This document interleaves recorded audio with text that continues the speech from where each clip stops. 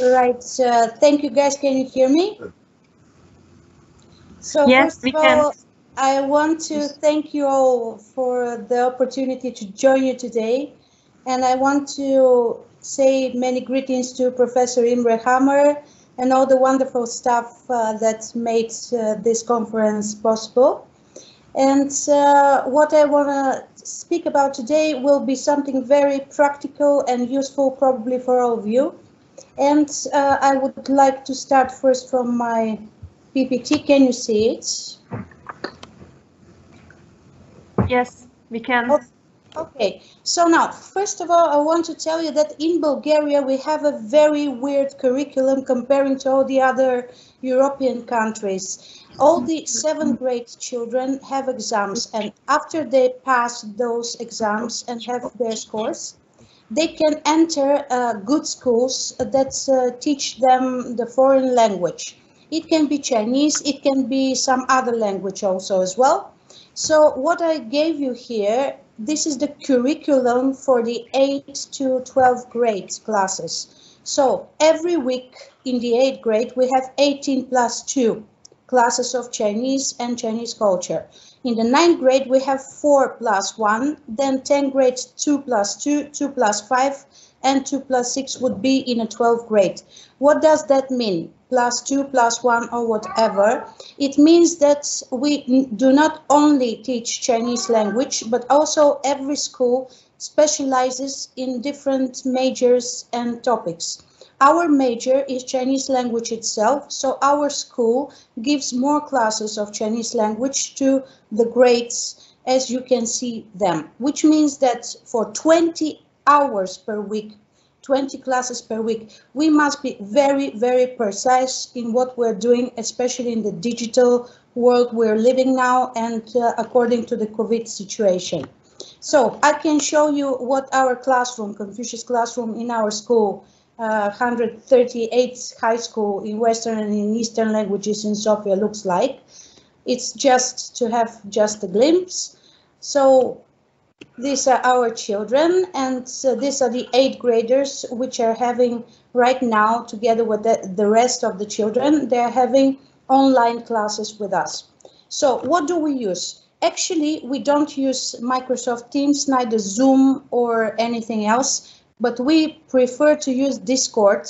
First of all, because Discord helps us to have...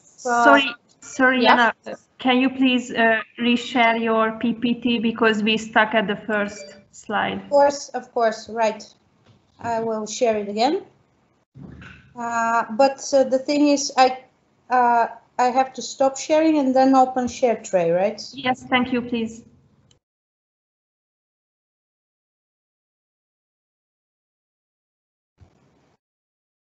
Can you see it now? Yes, thank you. So, can you see the change? Yeah, we see the Discord slide, but can you click on the This is the present? curriculum I was talking about. So we're having per 1 year 648 classes Chinese and also 72 classes of Chinese culture. You can see the rest. So now I will show you the Chinese classroom we are having, the Confucius classroom in our school. You can just have some glimpse what we did for the children. These are our 8th graders right in the beginning. So now, if you can see, we're using the Discord platform. The Discord platform is very useful because, first of all, you can share the screen of your computer and the particular part you want to show the rest of the students. Also, you can work in some other windows without them seeing that. They can share the video of themselves, what they're doing. And also, we usually never have a problem with internet or with disruptions or whatever. So we prefer to use Discord. Also, this is useful because we are having group for each class, each grade, and no one else can enter that group, neither disrupt it. Now, sorry, Yana, can you please click on the F5 or the Can you see this one? Can you see this one now? Yeah, but please click on the from current slide option or F5. I'm sorry, but I don't have F5. Should I control a function, right? Yeah, then so do you see it? The upper part, from current slide, the second option. Yes, almost. I don't understand. Yeah. Up. No. Go just left. Or this one? No, the second one from the left. Present one? This one? No, the other. From the current slide. Yes. Can you see it? No, not yet. And what about now? Still not. From current side, it. May I interfere here? It's Mataya. Yes. You should choose the most left-hand side option. So share your desktop screen, not your PowerPoint. In Microsoft Teams, right? Yes.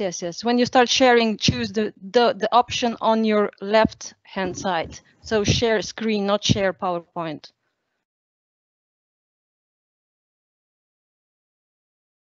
Just a second. I'm sorry, guys, but I'm not familiar with this one. Може да ми помогнеш? Секундочка, извинете, какво?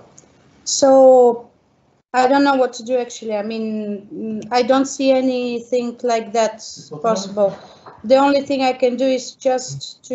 Okay, no problem. Then we will start the PPT. We will share your PPT. You will do the speaking and we will... Yeah, that's fine. That's fine. Yes, okay.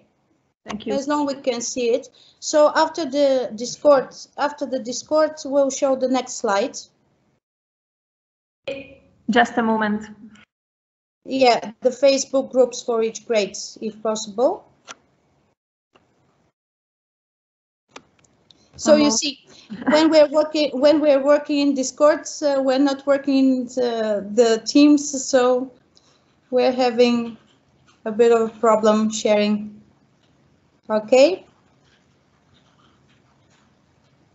So if it's possible for you, just go to the Facebook groups for each grade.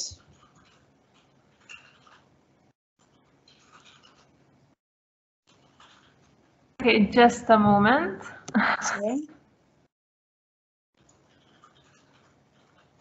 Next one.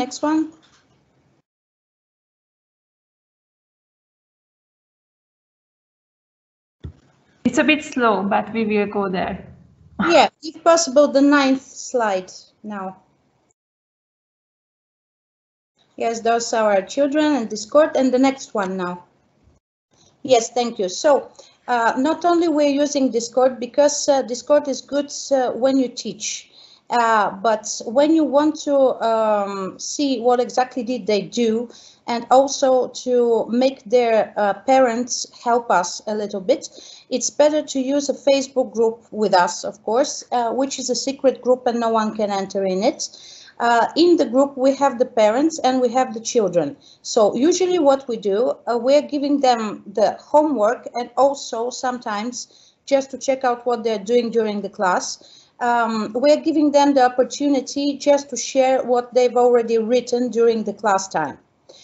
Then we can see all the characters they've written. We're giving them evaluation and tell them what exactly they didn't do as they should be. Like you can see here, for instance, we have a girl that have put her homework here, and you can see my name, and then I'm explaining her what exactly did she did wrong. So for instance, Dien and Trung, she's getting wrong, and also De should be starting with something else that she wrote not so well. Please, the next slide. When we give, it's absolutely everyday work, and I can tell you that we are working something like 12 to 14 hours just to get them right and everything to be perfect in this in the beginning when they begin to learn the language. So in the homework, I told her that May and Z is not written well. So as you can see, after I'm evaluating the first homework, she will write down the characters again, what she got wrong from that. And then when I'm satisfied as a teacher, I would give her the heart symbol or whatever, just to cheer her up and to be sure that all the 26 of our students in the 8th grade have right. So the next one, please. Here, because we have found out the most important thing is, of course, pinyin in the beginning. And the most worst thing when you are online in a digital world, that you cannot really hear what every child says. So what we thought of this recent month is, first of all, of course, to give them dictation, and that dictation is only in pinyin. You can see my colleague, she made for them the dictation, they made it in the class, and then they're giving her and they're putting it in the Facebook group so we can check out what exactly they're doing, right or wrong. Afterwards, she will make them just to record the text and to send it to us to hear how are the tones, how are the syllables and whatever necessary. Please, the next slide. Now, you can see what we're doing during the class. When we're teaching in Discord, we usually use PPT. You can see in the PPT that I not only gave them what is going to be on the dictation. This is the very upper small slide of my PPT, but also how to learn the Chinese numbers using the signs of the hand. And this is all in the PPT, and usually after we had it in the class, we put that PPT in the Facebook group so they can see what exactly we want from them. The next one. Now, you can see that we're using here some programs to show them everything, like starting from the pictogram, going through the fantizi, the traditional character, and then going to the stroke order and also to the characters that they must learn. You can see we gave them here because chuo, to walk, that radical is really hard to write down. In the programs you can see how do they write it, but also there are many more styles, and for the children it's very hard to learn the first one. So we usually basically give them the upper, the lower left and the lower right corner, how to write down this character and this radical, because I found out it's really hard to master. It's really hard. So the next slide, please.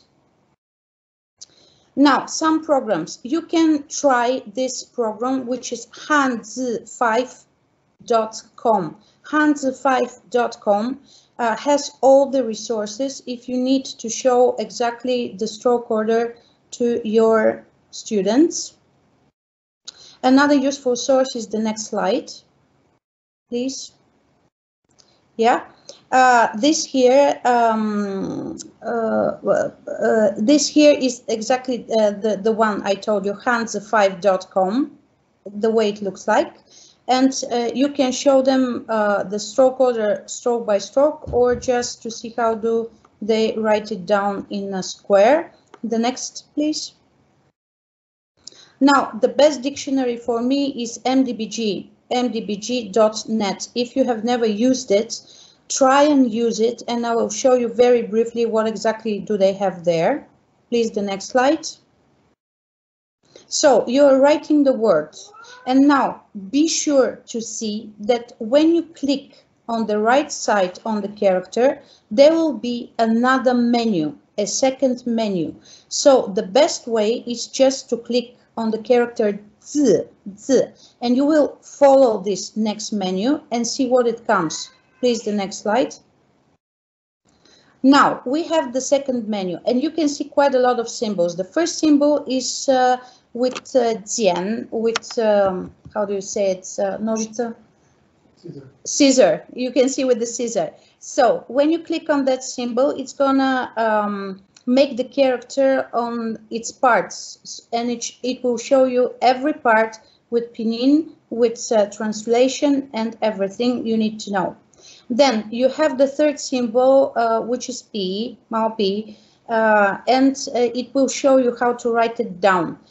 Then you have an option to hear the way it sounds. And then you have three symbols which you can put the character in the beginning, in the middle, or in the end of the word. And you can see how many words are related to this character alone. Please, next slide.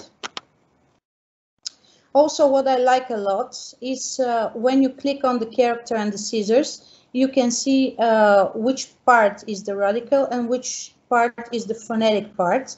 And you can see on the right that you can check out the traditional character, because we strongly believe that the only way to learn the right way the characters is starting from the pictogram, going through the traditional, and then to use the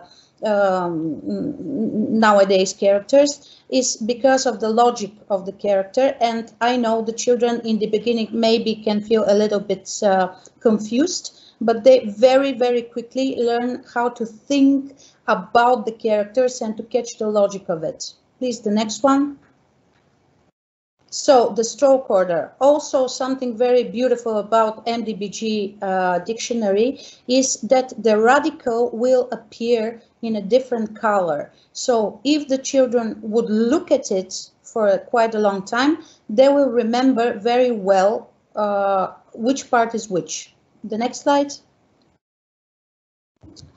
Now, I told you there is an option just to see how many words and in which place you can see this character. So we have zhe, and we can check out the words that it's in the beginning of. Zhe ma, zhe ge, zhe li, and whatever. Next one. And also the traditional character, which I think that is very useful and very important for the children. The next, please.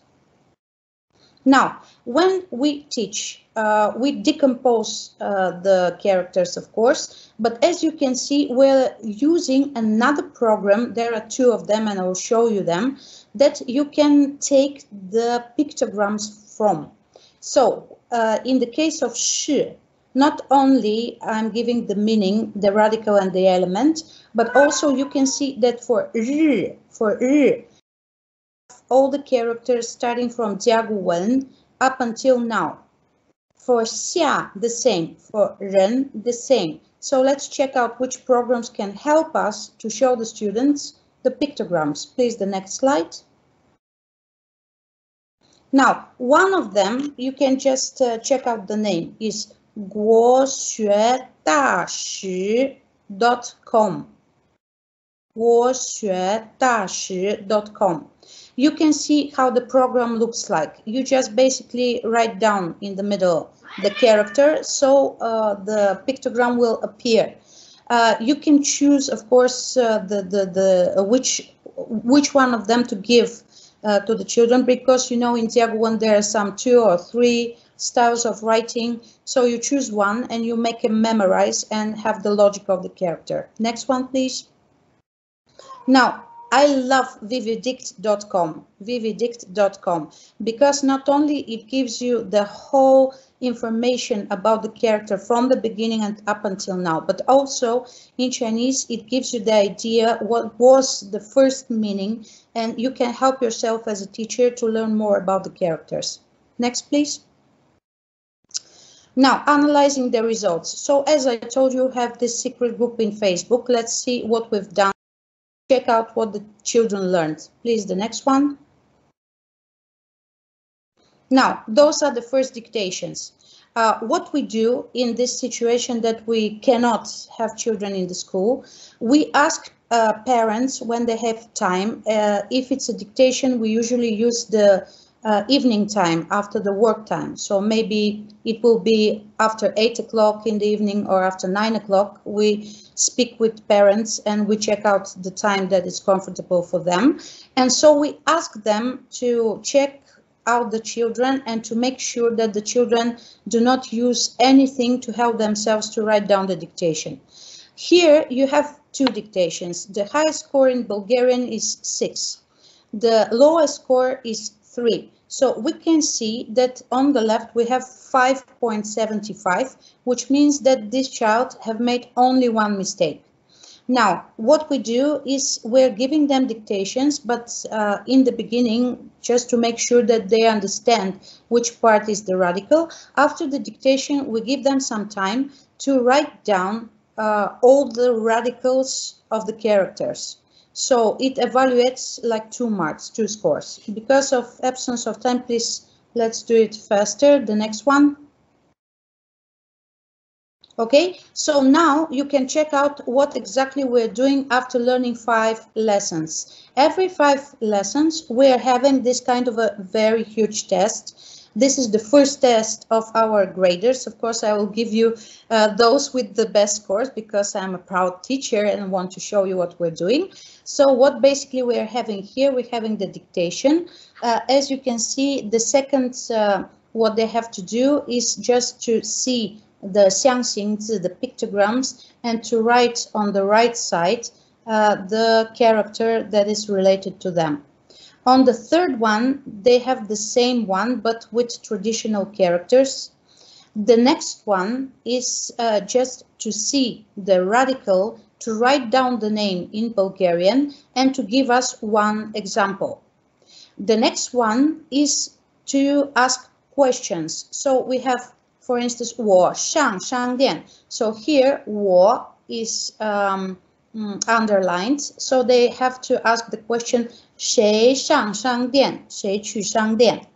Now, the next one, the number 6, is some characters that they don't know, they have never seen. And we want them to write for us the stroke order, because if they know the rules, no matter which is the character, they should be able to think of themselves what exactly the stroke order should be. The 7th one is a translation from Bulgarian to Chinese. And as you can see, for 2 months, they should know something like 张老师您好, 您好, 李大年你好吗? 这样的 simple things. And also 我去食堂吃馒头和糖包. So little by little, we are trying to give them all the information about Chinese. And also after 2 months, we're hoping that they can make 自我介绍, that they can simply introduce themselves in Chinese with characters. So this is our first test. Please, next one. So this is basically what we do. And what I can say about our difficulties during these hard times, the most difficult is to hear them speak, because in every group we have 26 pupils, and altogether we have 180. So as you can understand, it's impossible to hear everyone. Therefore, we are making them to record themselves reading some text with pinyin, and to work with them if we hear that there is many mistakes or there is something particular we want to show them. So we work person by person. It's after the classes. So to say the truth, if you're in the school, you really have your classes and then just a little bit homework to check out. But if you're a teacher in a digital world, it means that you're available 7 days per week, and it's like 14 hours a day. Probably there will be people to ask you questions, and you must be right there for them. But I'm happy because we checked out, this is the last part that I'm going to say, that for 20 years being a teacher, for the first time, we're having really on this first test so many high scores. We have like 6 children from 26 that have the top score, which usually is not so simple to do. And we are trying to make them believe in themselves. And also the last thing I want to show you is that through art, we're working on their. And I want to give you, whenever you can, whenever you have time, just to look in YouTube for one video clip that shows you what exactly we did last year when we were in this digital world. And this is going to be in the chat. So check out. This is the video clip, which will show you everything we're doing. Home, at school, and just basically how do we motivate our children to love China, because we strongly believe that if you love a culture, then you will easily learn the language without feeling any difficulties. So thank you guys for your attention. It was a little bit longer than I thought, but it was just a big joy for me to be in this great forum with you.